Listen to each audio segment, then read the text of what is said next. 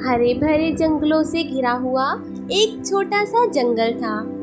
जंगल में एक कबूतर और उसकी पत्नी रहते थे। उनका जीवन सरल था, दिन में भोजन ढूंढना और शाम को अपने घोंसले में लौट आना।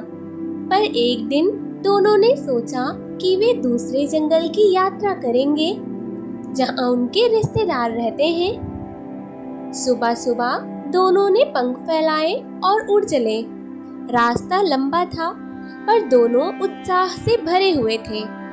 कबूतर अपनी पत्नी से बोला, हम पहुंचेंगे तो सब कितना खुश होंगे, कई साल हो गए हैं उनसे मिले। पत्नी मुस्कुराते हुए बोली, हाँ, और बच्चे को भी खेलते देखना कितना अच्छा लगेगा।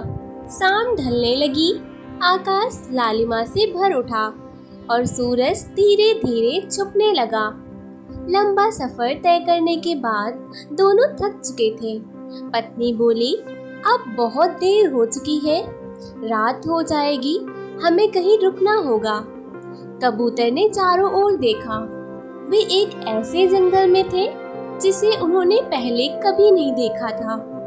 वहाँ कई तरह के पेड़ पौधे और उन पर अलग अलग पक्षियों के घोंसले थे।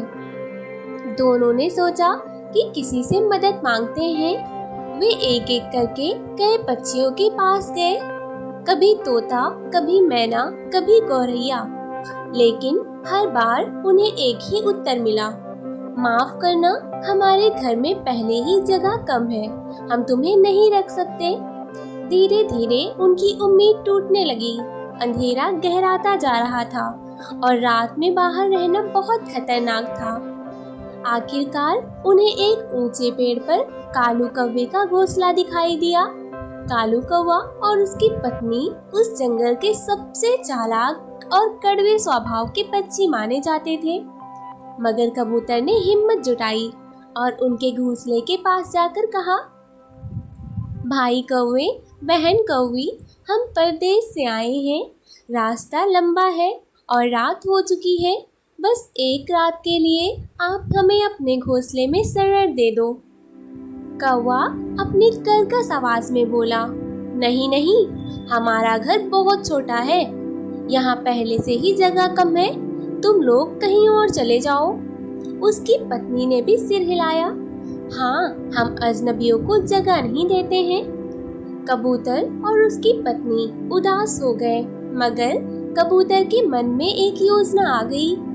कबूतर ने मुस्कुराते हुए कहा, ठीक है कौवे भैया, अगर तुम हमें जगह नहीं देते हो तो कोई बात नहीं, पर मैंने सुना है इस जंगल में रात को एक भयानक उल्लू घूमता है। वह उन घोंसलों पर हमला करता है जिनमें स्वादिष्ट भोजन रखा हो, और सबको पता है कि इस जंगल में सबसे अच्छे दाने और रोटी के टुकड़े तुम्हारे घर में ही होंगे। कौवा चौंक गया, क्या उल्लू मेरे घर पर हमला करेगा? कबूतर ने धीरे धीरे सिर हिलाया, हाँ, और अगर तुम्हारे घोंसले में कोई मेहमान हो तो उल्लू को लगता है कि यहाँ और भोजन मिलेगा, लेकिन अगर हम यहाँ ठहर जाएं तो हम दोनों पूरी रात जागकर चौकीदारी कर सकते हैं। उल्लू आते ही हम आवाज करेंगे और तुम्हें सचेत कर देंगे। कौवा और उसकी पत्नी एक दूसरे की ओर देखने लगे। उन्हें यह बात पसंद आई। वे डरपोक थे और चौकसी करना उन्हें अच्छा नहीं लगता। कौवी बोली, अगर ये चौकीदारी करेंगे तो हमें ही फायदा होगा। कौवे ने हामी भर दी, ठीक है, मगर सुबह होते ही निकल जाना। कबूतर और उसकी पत्नी उसको धन्यवाद बोलती हैं और आराम से घोंसले में जगह बना लेते हैं। कौवा और उसकी पत्नी सो गए। कबूतर और उसकी पत्नी धीरे धीरे हंसने लगे। असल में उन्हें उल्लू का डर नहीं था, ये तो बस कबूतर की चालाकी थी। पत्नी ने धीमे से पूछा, क्या सच में उल्लू आएगा? कबूतर मुस्कुराया, नहीं, यह सब मैंने उन्हें डराने के लिए कहा है, वरना ये कभी जगह नहीं देते। रात आराम से बीत गई। कबूतर और उसकी पत्नी ने चैन की नींद ली, जबकि कौवा और उसकी पत्नी गहरी नींद में थे। उन्हें यकीन था कि मेहमान पहरेदारी कर रहे होंगे। सुबह होते ही सूरज की किरणें घोंसले में आ गई। कबूतर और उसकी पत्नी उड़ने की तैयारी करने लगे। कौवा बोला, अरे तुम लोग जा रहे हो? कबूतर बोला, हाँ भाई, बहुत बहुत धन्यवाद। तुम्हारी मेहरबानी से हमने रात सुरक्षित गुजारी।